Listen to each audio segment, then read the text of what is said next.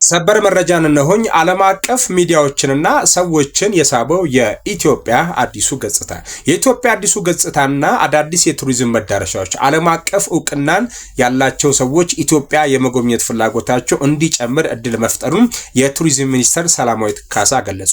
ሚኒስትሯ የቀድሞውን የአርሰናልና የማንቸስተር ሲቲ ኮከብ ባካሪ ሳኛን በቢሮአቸው ተቀብለው አነጋግረዋል። በወቅቱም የኢትዮጵያ የቱሪዝም ብራንድ ምድር ቀደምት ላንድ ኦፍ ኦሪጅን መነሻ በማድረግ በኢትዮጵያ የሚገኙ ታሪካዊና ተፈጥሯዊ መዳረሻዎች ለተጫዋቹ እና ለሉካን ቡድኑ የማስተዋወቅ ገለጻ ተደርጎለታል። በአዲስ አበባ በተለያዩ አካባቢዎች የተገነቡት የስፖርት ማዘውተሪያዎችና ለዘርፉ የተሰጠው ትኩረት ተተኪ ስፖርተኞችን ለማፍራት ተስፋ ሰጪ መሆኑንም አንስተው መወያየታቸውንም ገልጿል። እንደ ባካሪ ሳኛ አይነት ዓለም አቀፍ ዕውቅና ያላቸው ኮከቦችን ወደ ምድር ቀደምት ኢትዮጵያ መሳብ ለስፖርት ቱሪዝም እድገት ከፍተኛ ሚና እንዳለው ሚኒስትሯ በማህበራዊ ትስስር ገጻቸው አስፍሯል። በተጨማሪም በዚህ አይነት የሀገር ማስተዋወቅ ስራ ላይ እየተሳተፉ ያሉ የግል ዘርፍ አካላትንም አመስግኗል። ባካሪ ሳኛ በበኩሉ በአዲስ አበባ የአድዋ መታሰቢያ ሙዚየምንና የአንድነት ፓርክን ጨምሮ ልዩ ልዩ ስፍራዎችን መጎብኘቱን ገልጾ የተመለከታቸው መዳረሻዎች ቀደም ሲል ስለ ኢትዮጵያ የነበረውን አመለካከት እንደቀየሩትም አንስቷል። በቢሾፍቱ በነበረው ቆይታ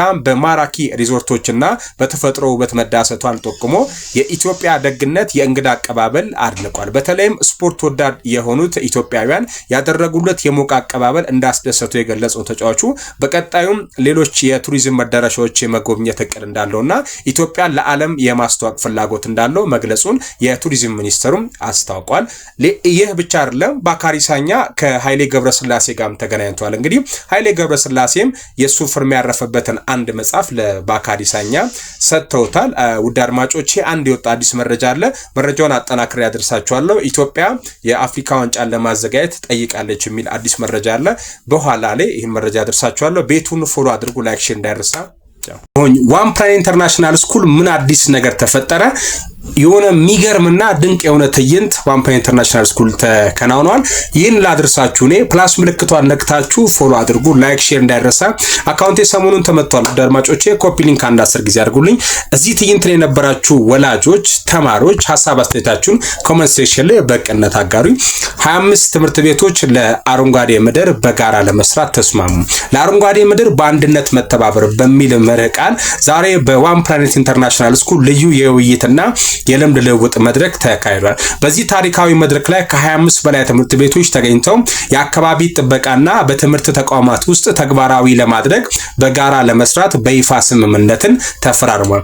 ይህ ስምምነት ከተለመደው የጽዳት ዘመቻ ባለፈ በትምህርት ቤቶች ውስጥ ስር ነቀል የአካባቢ ጥበቃን ለውጥ ለማምጣት ያለመ ነው። በትኩረት ከተቀመጡት ነጥቦች መካከል የአር መርሆች አጠቃቀም መቀነስ፣ ደግሞ መጠቀም፣ መልሶ ጥቅም ላይ ማዋል፣ ሪዲዩስ ሪዩዝ ኤንድ ሪሳይክል፣ ዲጂታል ሽግግሮችን ማድረግ፣ የወረቀት አጠቃቀምን በመቀነስ ወደ ቴክኖሎጂ መራመድ፣ ከስርዓተ ትምህርት ጋር መዋሃድ፣ የአካባቢ ጥበቃ ግንዛቤን ከተማሪዎች መደበኛ ትምህርት ጋር በደንብ አድርጎ ማተሳሰር፣ እያንዳንዱ ትምህርት ቤት የተፈጥሮ ውበትና ንጹህ አየር የሚተነፍስበት እንዲኖር ማድረግ። ይህ እንቅስቃሴ አረንጓዴ የትምህርት ቤት አካባቢን ከመፍጠር ባለፈ የአካባቢን ጥበቃ እንደ ትልቅ ኃላፊነት የሚቀበል ትውልድ ለመፍጠር የታሰበ ትልቅ እርምጃ ነው ሲሉ አዘጋጁ ተናግሯል።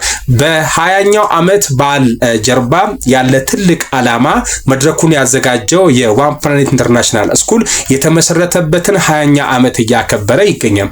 ላለፉት 2 አስርት ዓመታት የአካባቢ ጥበቃን በደንብ ከሰራው ጋር አዋህዶ የዘለቀው ይህ ትምህርት ቤት ይህንን ስምምነት ማስተባበር የልደት በዓሉን ትርጉም ያለውና ማህበረሰብ ተኮር እንዲሆን አድርጎታል።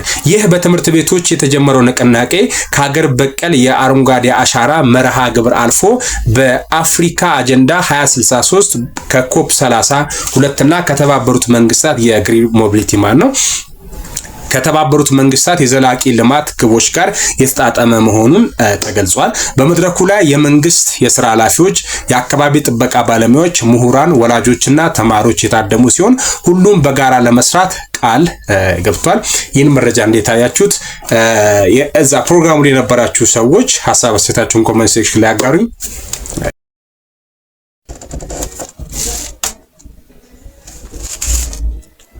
ከነገ ጀምሮ አንድ ሰው በየመንገዱ በየአካባቢው ፔስታል ቢጠቀም ነግሬዋለሁ ማለት ነው።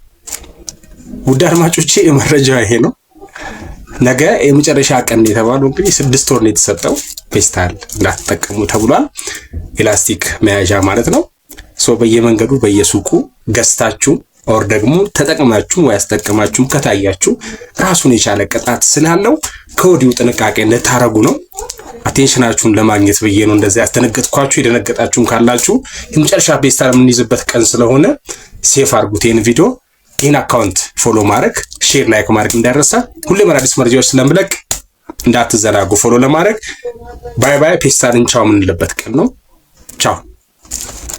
አሁን የኢፌድሪ መከላከያ ሰራዊትና የኢትዮጵያ ፖሊስ በሰላም ማስከበር ለሰጡት አገልግሎትና ለከፈሉት መስዋዕትነት በተባበሩት መንግስታት ድርጅት ተመሰገኑ። አዲስ አበባ ጥር 22 ቀን 2018 ዓ.ም የኢፌድሪ መከላከያ ሰራዊትና የኢትዮጵያ ፖሊስ በዓለም አቀፍ ደረጃ ሰላምን ለማስከበር ለሰጡት አገልግሎትና ለከፈሉት መስዋዕትነት በተባበሩት መንግስታት ድርጅት ተመስግኗል።